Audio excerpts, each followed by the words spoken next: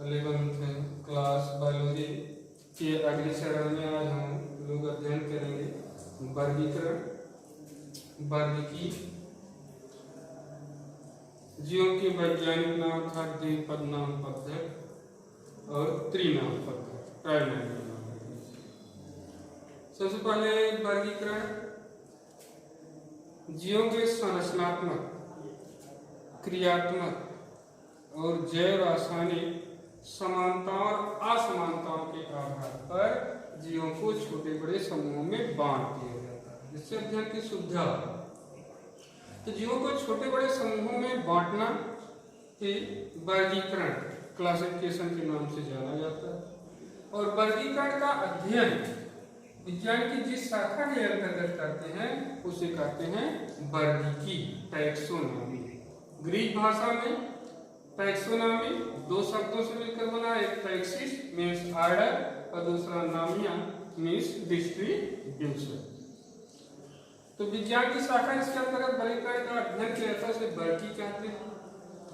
वर्गीकरण दो प्रकार की दो शाखाएं होती हैं, एक लघु वर्गीकरण माइक्रोटैक्सोनॉमी और दूसरा गुरु वर्गीकरण माइक्रो टैक्सोनॉमी। लघु वर्गीकरण के अंतर्गत जीवों की पहचान की जाती है और उनको जाति स्थित देखी जाती है, जात में रखा जाता है। दूसरा गुरु वर्गीकरण तथा उनको छोटे बड़े समूहों में बांटना, गुरु वर्गीकरण या माइक्रो टैक्सोनॉमी के नाम से जाना जाता है। वर्गीकरण का अध्ययन या वर्गीकरण सबसे पहले जो शुरू हुआ था, संस्कृत हिस्ट्री या क्लासिफिकेशन। सबसे पहले जो जंतु विज्ञान के पिता या जीव विज्ञान के पिता जिन्हें कहा जाता है, father of zoology, father of biology, father of science, Aristotle, अरस्तु, इन्होंने ही सबसे पहले वर्गीकरण जीवों का प्रारंभ किया। तो समानता और असमानताओं के आधार पर इन्होंने वर्गीकरण सबसे पहले प्रारंभ किया था। इन्होंने अपने वर्गीकरण में सबसे पहले जितने भी जीवधारी थे उनको दो भागों में बांट दिया, एक आयनाइना, दूसरा ईनाइना। आयनाइना में उन्होंने इन जीवधारियों को रखा जिसमें रेड ब्लड कार्सेल्स अर्थात लाल कणिकाएं अनुपस्थित होती हैं, उसे लाल नहीं होता। जैसे उदाहरण के लिए हम लोग कक्षाओं में जो भिन्न संघ पढ़ चुके हैं, Porifera, Coelenterata, arthropoda, Mollusca, Echinodermata, ये सब जो है आयनाइना के अंतर्गत आते हैं, इसमें लाल भी नहीं होता। दूसरा इन्होंने रखा था ईनाइना, जिसमें जो हमारा 10वां संघ है जंतु विज्ञान में, जिसे हम लोग कार्डेटा या कशेरुकी जंतु कहते हैं, वर्टिब्रेटा के नाम से जाना जाता है, उसको ईनाइना, इसमें लाल कणिकाएं पाई जाती है। फिर इनको दो भागों में बांट दिया गया, एक जरायु अर्थात विविपैरा जो बच्चे देने वाले जंतु होते हैं, दूसरा अंडयुज ओविपैरा जो अंडे देने वाले होते हैं। इस दो भागों में उन्होंने ईनाइना को बांट दिया। इसके बाद कैरोलस लिनियस, जिसे वर्गीकरण विज्ञान का पिता कहा जाता है, उन्होंने अपने जो पुस्तक सिस्टेमा नेचुरी के 10वें संस्करण में उन्होंने वर्गीकरण के अंतर्गत वैज्ञानिक नाम देना प्रारंभ कर दिया जीवों को। जिस प्रकार कहीं कहीं किसी किसी देश में या किसी किसी क्षेत्र में देखिए बच्चे के नाम के पहले जो है पिता का नाम जुड़ा होता है, ठीक उसी प्रकार लिनियस ने भी जो है जीवों का वैज्ञानिक नाम देने की प्रथा प्रारंभ किया था। इन्होंने जो वैज्ञानिक नाम देने की प्रथा प्रारंभ किया था उसे द्विपद नाम पद्धति, बाइनॉमियल नॉमेनक्लेचर के नाम से जाना जाता है। द्विपद क्यों कहते हैं? क्योंकि इन्होंने जीवों का नाम जो है दो पदों में रखा, एक वंश जिसे जीनस कहते हैं, दूसरा जाति जिसे स्पीशीज कहते हैं। तो दो नाम देते हैं वंश और जात का। जैसे उदाहरण के लिए वंश का नाम पहले लिखा जाता है और जात का नाम बाद में लिखा जाता है। जैसे उदाहरण के लिए गौरैया है अपने यहाँ, तो गौरैया को पैसर डोमेस्टिकस अर्थात पैसर उसका वंश है और डोमेस्टिकस उसकी जात है। तो दो नाम दिए गए, एक वंश और दूसरा जात, जिसे जीनस और स्पीशीज के अनुसार कहा जाता है इसमें।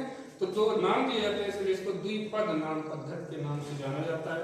इसी तरह जैसे मनुष्य का वैज्ञानिक नाम होमो सैपियन, होमो उसका वंश हो गया और सैपियन उसकी जात हो गई। कुत्ते का कैनिस फैमिलियरिस, ये है वंश और जात, कैनिस का वंश और उसका जात। तो दो जीवों का दो नाम देना ये जो है उसे द्विपद नाम पद्धति के नाम से जाना जाता है। लिनियस ने यह वर्गीकरण प्रारंभ किया था। ज्यादातर इनके जो बड़े वैज्ञानिक नाम होते हैं वो लैटिन भाषा से लिए जाते हैं। और इसी के अगले चरण में एक होती है त्रिनाम पद्धति, जहां पर 3 पदों में नाम दिए जाते हैं। वंश जात वही है जो पहले द्विनाम पद्धति में, इसमें वंश और जात के साथ साथ एक और जोड़ दिया था उपजात, सब स्पीशीज। तो वंश जात और उपजात जब 3 पदों में नाम दिए जाते हैं वैज्ञानिक नाम, तब उसे त्रिपद नाम पद्धति के नाम से जाना जाता है। जैसे जो भारतीय कौवा है, कौवे को वही कौवा जब अलग क्षेत्रों में जलवायु में चला जाता है तो उसमें कुछ न कुछ अंतर आ जाता है। जैसे भारतीय कौवे को अपने यहाँ कोरबस स्प्लेंडेंस कहा जाता है, कोरबस स्प्लेंडेंस और स्प्लेंडेंस एक कहा जाता है। और बर्मी कौवे को जो बर्मा में पाए जाते हैं कोरबस स्प्लेंडेंस इंसोलेंस। इसी तरह जो श्रीलंका में कौवे पाए जाते हैं कोरबस स्प्लेंडेंस प्रोटिगेटर। तो 3 पदों में वंश जात और उपजात के आधार पर जब नाम दिया जाता है तो उसे त्रिपद नाम पद्धति के नाम से जाना, ट्राइनॉमियल नॉमेनक्लेचर के नाम से जाना जाता है कि एक ही जात के जब कोई जीव दूसरे जलवायु में चला जाता है कुछ न कुछ अंतर आ जाता है तो वह उपजात बन जाती है। इसलिए यहाँ 3 नाम दिए जाते हैं, वंश जात और उपजात। ऐसा वैज्ञानिक नाम क्यों दिया जाता है? क्योंकि अलग अलग देशों में अपने अपनी भाषा में सब अपने नाम दिए जाते हैं। जैसे उदाहरण के भारत में उसी एक ही चिड़िया को गौरैया कहा जाता है, इंग्लैंड में स्पैरो कहा जाता है, जर्मन में हास्परलिंग के नाम से जाना जाता है, हॉलैंड में मूस के नाम से जाना जाता है, स्पेन में गोरियान के नाम से जाना जाता है, जापान में सुजून के नाम से जाना जाता है और पुर्तगाल में पार्डल के नाम से।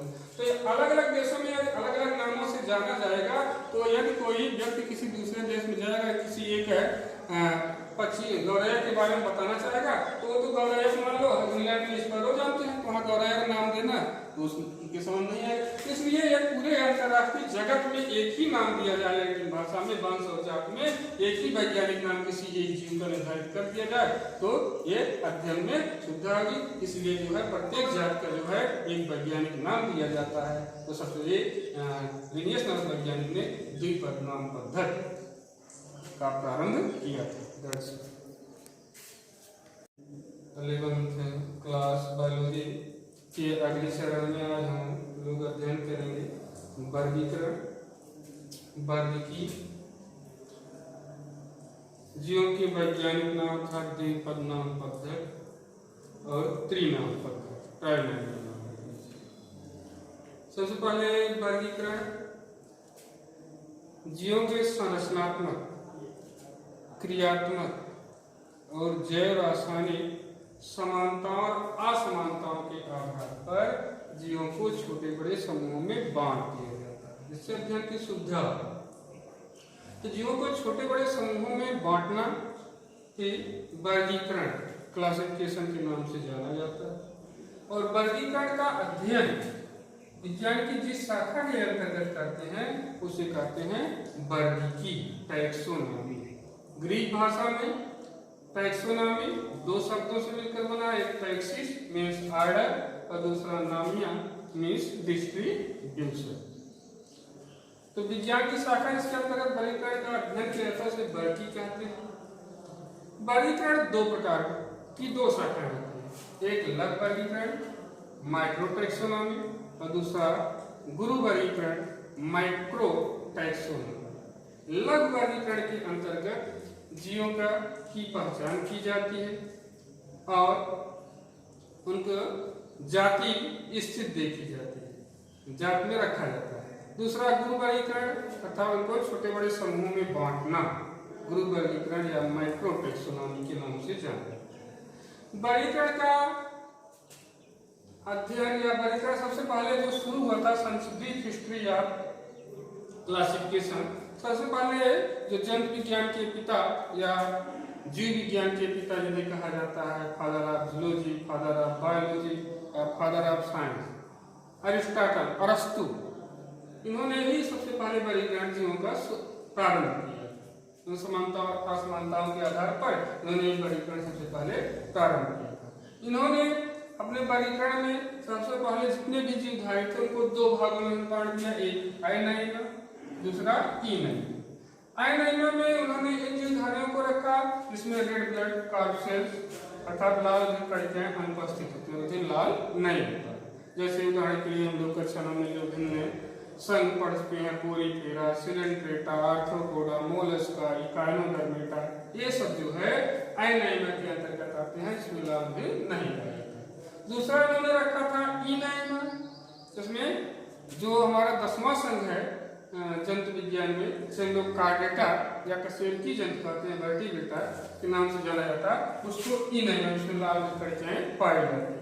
फिर इनको दो भागों में बांट दिया गया, एक जरायु अर्थात विविपैरा जो बच्चे देने वाले जंतु होते हैं, दूसरा अंडयुज ओविपैरा जो अंडे देने वाले होते हैं। तो दो भागों में हमने इनैमा को बांट दिया। इसके बाद कैरोलस लिनियस, जिसे वर्गीकरण विज्ञान का पिता कहा जाता है, उन्होंने अपने जो पुस्तक सिस्टेमा नेचुरी के 10वें संस्करण में उन्होंने वर्गीकरण के अंतर्गत वैज्ञानिक नाम देना प्रारंभ कर दिया जीवों को। जिस प्रकार कहीं किसी किसी देश में या किसी किसी क्षेत्र में देखिए बच्चे के नाम के पहले जो है पिता का नाम जुड़ा होता है, ठीक उसी प्रकार लिनियस ने भी जो है जीवों का वैज्ञानिक नाम देने की प्रथा प्रारंभ किया था। इन्होंने जो वैज्ञानिक नाम देने की प्रथा प्रारंभ किया था उसे द्विपद नाम पद्धत बाइनॉमियल नॉमेनक्लेचर के नाम से जाना जाता है। द्विपद क्यों कहते हैं? क्योंकि इन्होंने जीवों का नाम जो है दो पदों में रखा, एक वंश इसे जीनस कहते हैं, दूसरा जाति इसे स्पीशीज कहते हैं। तो दो नाम देते हैं वंश और जात का। जैसे उदाहरण के लिए वंश का नाम पहले लिखा जाता है और जात का नाम बाद में लिखा जाता है। जैसे उदाहरण के लिए गौरैया है अपने यहाँ, तो गौरैया को पैसर डोमेस्टिकस अर्थात पैसर उसका वंश है और डोमेस्टिकस उसकी जात है। तो दो नाम दिए गए, एक वंश और दूसरा जात, जिसे जीनस और स्पीशीज के अनुसार कहा जाता है इसमें। तो दो नाम दिए जाते हैं, इसलिए इसको द्विपद नाम पद्धति के नाम से जाना जाता है। इसी तरह जैसे मनुष्य का वैज्ञानिक नाम होमो सैपियन, होमो उसका वंश हो गया और सैपियन उसकी जात हो गई। कुत्ते का कैनिस फैमिलियरिस ये है वंश और जात, कैनिस का वंश और उसका जात। तो दो जीवों का दो नाम देना ये जो है उसे द्विपद नाम पद्धति के नाम से जाना जाता है। लिनियस ने यह वर्गीकरण प्रारंभ किया था। ज्यादातर इनके जो वैज्ञानिक नाम होते हैं वो लैटिन भाषा से लिए जाते हैं। और इसी के अगले चरण में एक होती है त्रिनाम पद्धति, जहां पर 3 पदों में नाम दिए जाते हैं।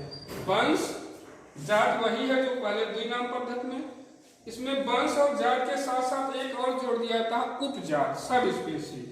तो वंश जात और उपजात जब 3 पदों में नाम दिए जाते हैं वैज्ञानिक नाम, तब उसे त्रिपद नाम पद्धति के नाम से जाना जाता है।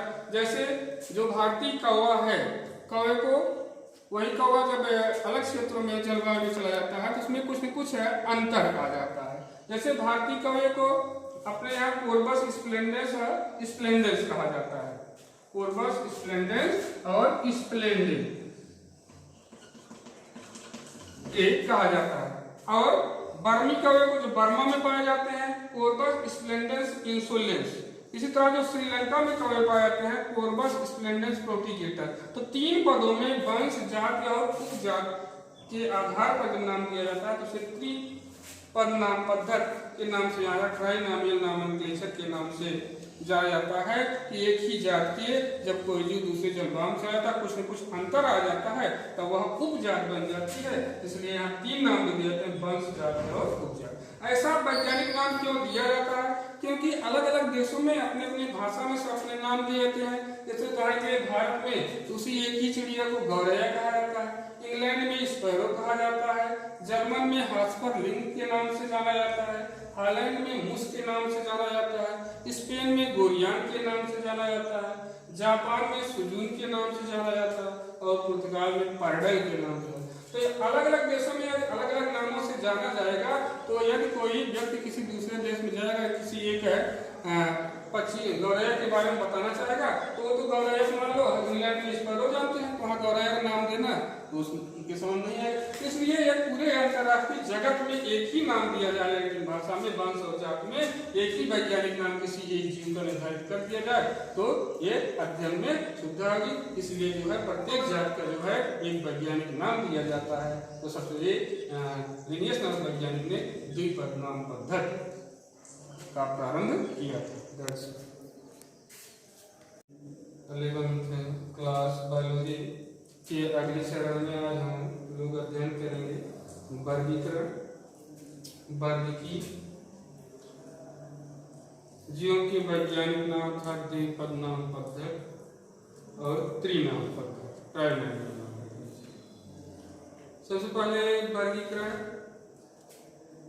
जीवों के संरचनात्मक, क्रियात्मक और जैव रासायनिक समानताओं और असमानताओं के आधार पर जीवों को छोटे बड़े समूहों में बांट दिया जाता है, जिससे अध्ययन की सुविधा। तो जीवों को छोटे बड़े समूहों में बांटना ही वर्गीकरण, क्लासिफिकेशन के नाम से जाना जाता है। और वर्गीकरण का अध्ययन विज्ञान की जिस शाखा के अंतर्गत करते हैं उसे कहते हैं वर्गीकी, टैक्सोनॉमी। ग्रीक भाषा में टैक्सोनॉमी दो शब्दों से मिलकर बना, एक टैक्सिस मीन्स ऑर्डर और दूसरा नामिया मीन्स डिस्ट्रीब्यूशन। तो विज्ञान की शाखा इसके अंतर्गत वर्गीकरण का अध्ययन किया जाता है, उसे वर्गी कहते हैं। वर्गीकरण दो प्रकार की दो शाखाएं होती हैं, एक लघु वर्गीकरण माइक्रोटैक्सोनॉमी और दूसरा गुरु वर्गीकरण माइक्रोटैक्सोनॉमी। लघु वर्गीकरण के अंतर्गत जीवों का की पहचान की जाती है और उनको जाति स्थित देखी जाती है, जात में रखा जाता है। दूसरा गुरु वर्गीकरण तथा उनको छोटे बड़े समूहों में बांटना, गुरु वर्गीकरण या माइक्रोटैक्सोनॉमी के नाम से जाना जाता है। वर्गीकरण का अध्ययन या वर्गीकरण सबसे पहले जो शुरू हुआ था संस्कृत हिस्ट्री या क्लासिफिकेशन।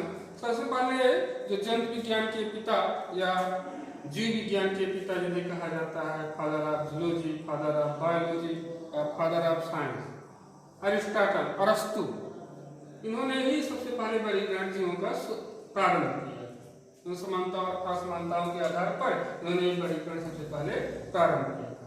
इन्होंने अपने वर्गीकरण में सबसे पहले जितने भी जीव धारी थे उनको दो भागों में बांट दिया, एक आइनाइना दूसरा इनाइना।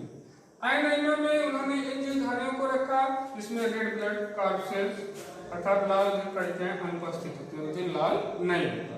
जैसे उदाहरण के लिए हम लोग कक्षा में जो भिन्न संघ पढ़ चुके हैं, Porifera, Coelenterata, arthropoda, Mollusca, Echinodermata, ये सब जो है आइनाइना के अंतर्गत आते हैं, जिसमें लाल भी नहीं पाया जाता।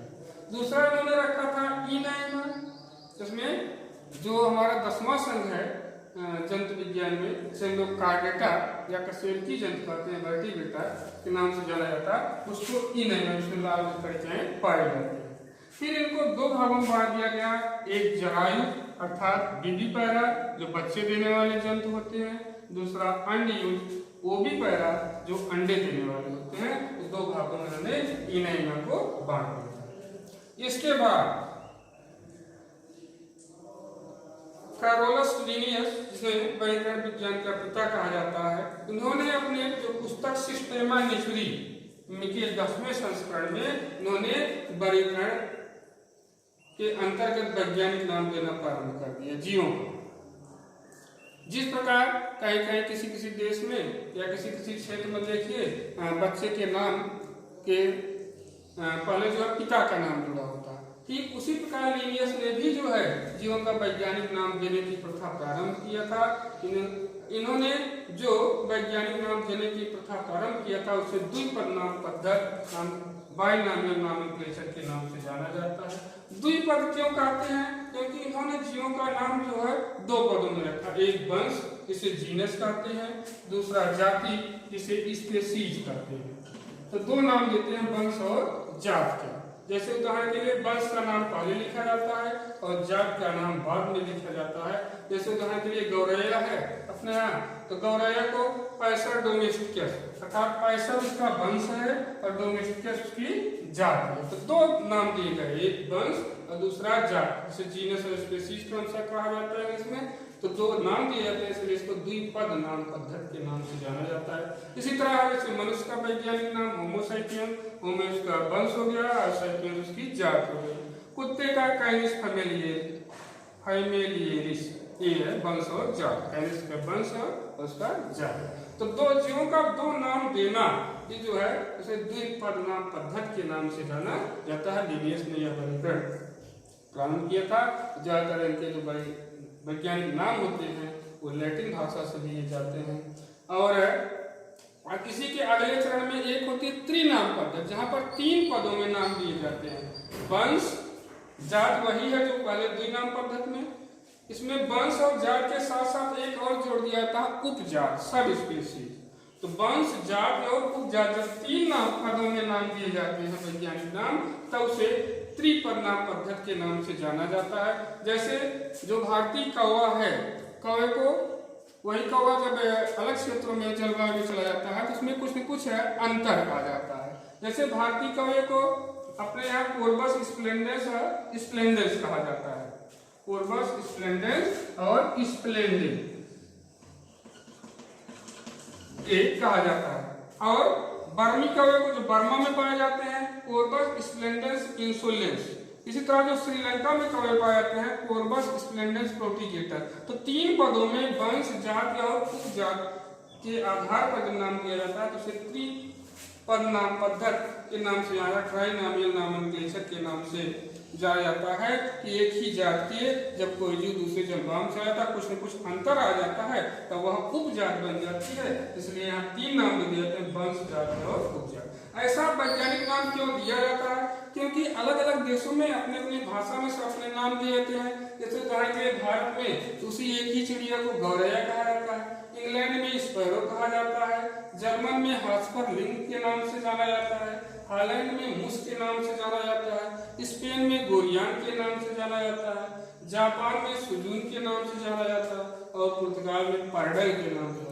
तो अलग अलग देशों में अलग अलग नामों से जाना जाएगा। तो यदि कोई व्यक्ति किसी दूसरे देश में जाएगा, किसी एक पक्षी गौरैया के बारे में बताना चाहेगा तो वो तो गौरैया से मान लो इंग्लैंड में स्पैरो जानते हैं, तो वहाँ गौरैया का नाम देना तो उनके समझ नहीं आएगा। इसलिए यह पूरे अंतर्राष्ट्रीय जगत में एक ही नाम दिया जाए, लेकिन भाषा में वंश और जात में एक ही वैज्ञानिक नाम किसी एक जीव का निर्धारित कर दिया जाए तो ये अध्ययन में सुविधा होगी। इसलिए जो है प्रत्येक जात का जो है एक वैज्ञानिक नाम दिया जाता है। तो सबसे लिनियस नामक वैज्ञानिक ने द्विपद नाम पद्धति का प्रारंभ किया था।